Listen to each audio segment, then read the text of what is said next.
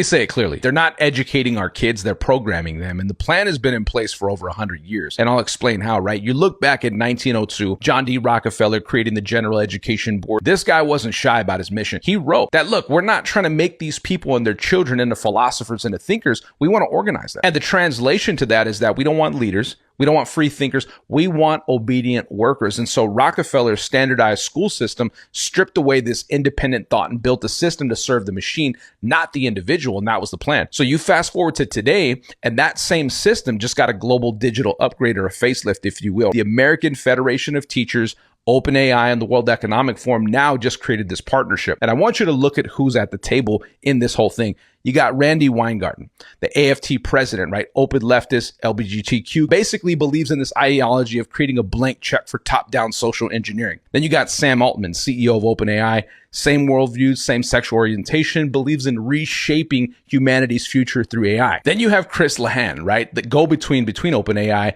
and the AFT, this Clinton-era operative, master of controlling narratives. Then the component to this, the X factor, is the Klaus Schwab, the Yuval Harari ideology from the World Economic Forum, openly pushing this global technocratic control. As Harari brags, right? Humans are hackable animals.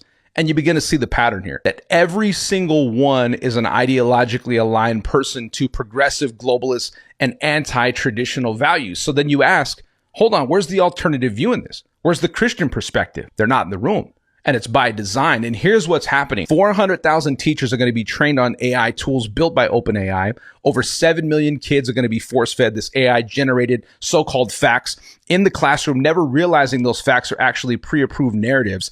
And this isn't about opinion. Studies show that AI-saturated learning actually disrupts the hippocampus, right? The part of the brain tied to memory and critical thinking. And so the effect on all this is that students literally lose the neurological wiring to question what they're being told.